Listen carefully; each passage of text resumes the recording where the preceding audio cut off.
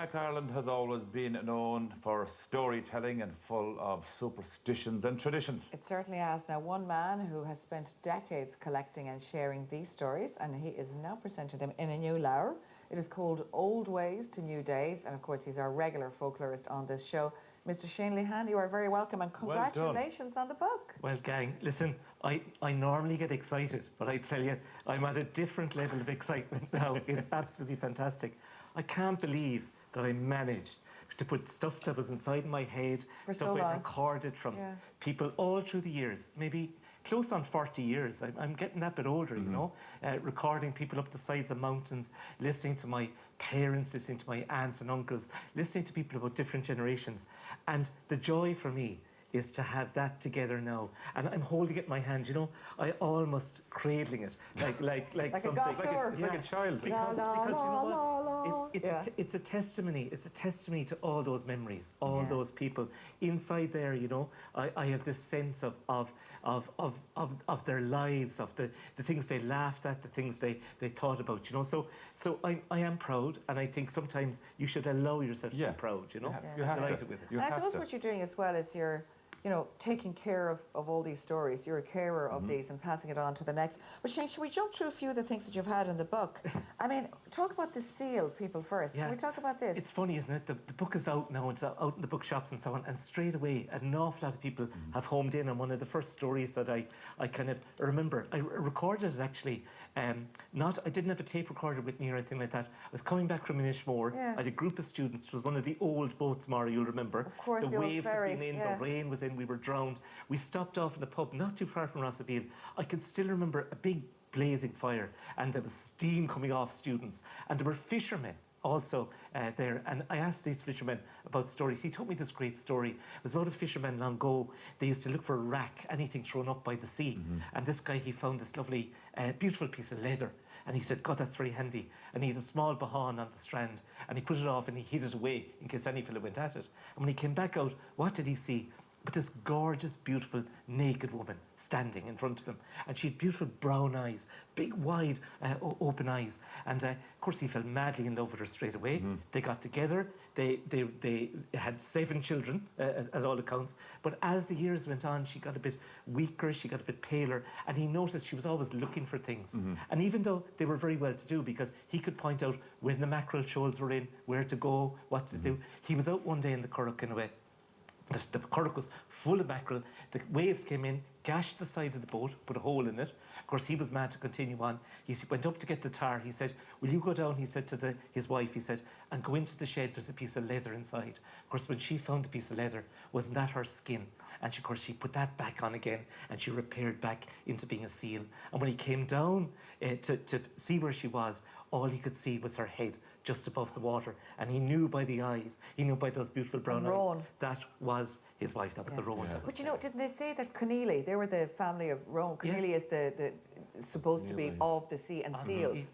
I think that was the folklore, isn't it? There's so many traditions about things under the water and the liminal places and so on. So they're the kind of stories that I love picking up, and I love putting into the book, because to me that's a love story. Other people will look at it and they'll analyse it in different ways. But Shane, would you have found it down through the years that you'd find similar stories in different parts of Ireland, but just a little twist in them? Absolutely, and it's the little twist that would get me. But sometimes even in the telling, sometimes I'd ask someone, the same person, to tell the story, and it would change. And that's what happens with the oral tradition. It depends on the circumstance, it depends on the audience, depends on the time. And I love the variations that come in. And even myself, when I'm telling a few yarns, you know, I can always chop and change. I have a huge repertoire that I can pull from, and you often bring those different elements in, you know. I know your father had a big influence on you, because your father was an artist as well, wasn't he? He was an artist, and you know, he was a cartoonist as well. He did beautiful things. My beautiful father, Ty. I was so lucky to have such a lovely dad. But he used to write an article called Wise and Otherwise.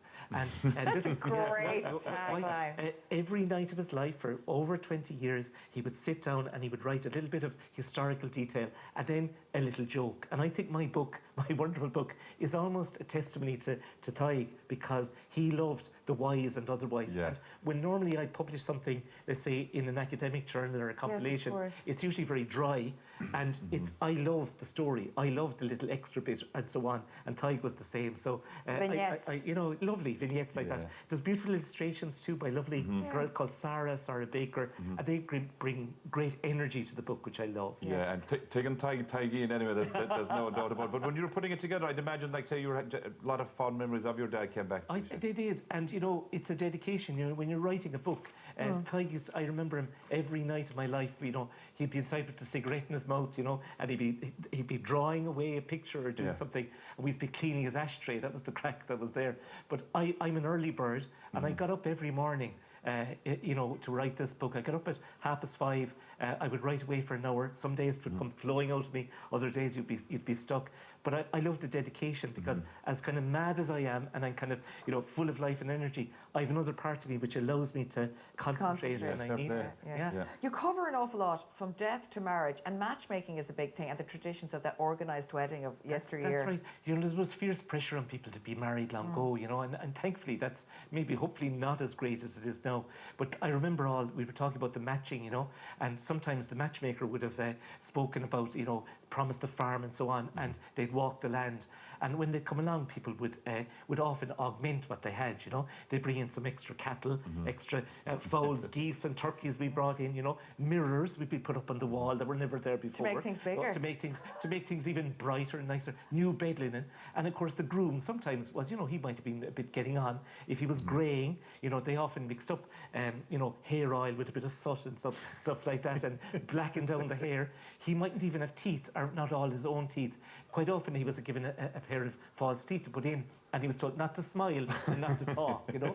So he's looking for a younger woman. He was kind of on the shelf. Absolutely. Yeah. And what often happened then is, of course, after the wedding, she'd come back thinking she was going into a gorgeous house that had been full of flowers and everything else. Yeah. And all of a sudden, your man was after, you know, getting older, and the house wasn't half as nice. So I'm interested in matches. I'm interested in matchmaking, marriage, love, death, all the traditions. And what I love about that is that we still carry on, I think, an awful lot of this the is your death. Let's get a tight shot here, James, if we can, just on the illustrations of death. So why did you go for this kind of, it's almost everyone's roaring together, whatever. They're the Keening women. Yeah. So what you have really is a whole set of traditions. But I think we do death well, and I think we give time. This is the element that's, so even in the book, I might sound it's like very light and easy.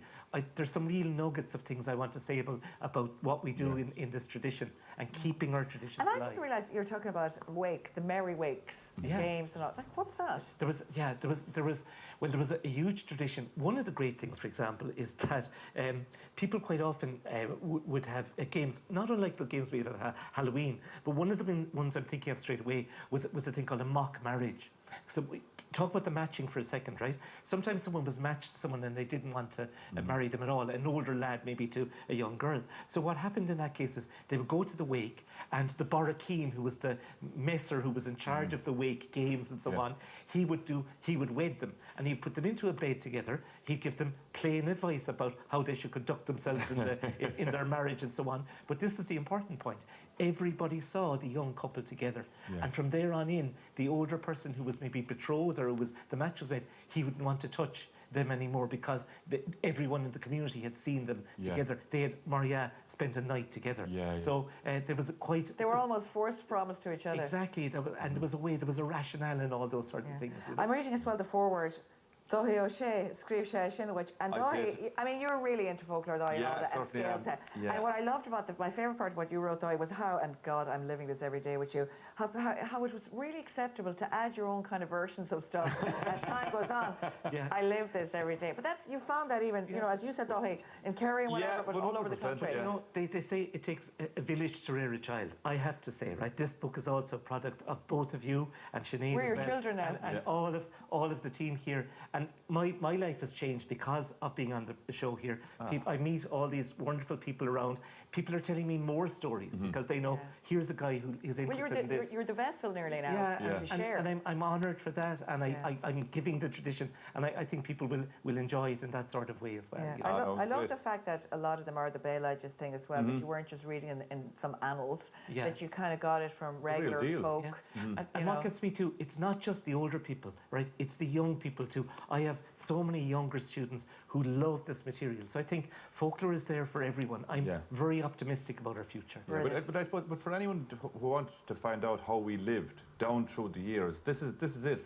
What we ate, how we got married, how we sold cattle. Everything's inside their shed. And you know what? I bring it right up to Dáithí because I'm interested in things like the coming of the radio, the coming of the cinema, coming of the television. You've done all those with us on the show. It's really interesting. It's a social history as well in that sense. Yeah, brilliant. Shane Great to have you. Old ways for new days. For new days, and thanks for having me write the foreword. I'd never done it before, Maura. Yeah. Never written I've a learned a foreword lot for any about you book. from it. So there we have it now, So I got to look at the digital copy. I think it was March you sent it on to me. Yeah, it was a long time coming. A long time ago, but even to see it in the last day as well is great. But you know what it does take? It's a big effort of time of your life. And it's wonderful to see it brought to fruition There's a bit of pride in there. I think this isn't going to be the last one either, Maura. No. See, now that you started, you probably will have so much more to unearth. Well, I have a lot left there, but I'm going to enjoy this because that's what it's about. I've learned that you must give things time, so I'm going to give this time. Plenty of time, yes. Always to New Days is available in all bookstores now. Thanks, Shane. Now, coming up, Max Roach has some autumnal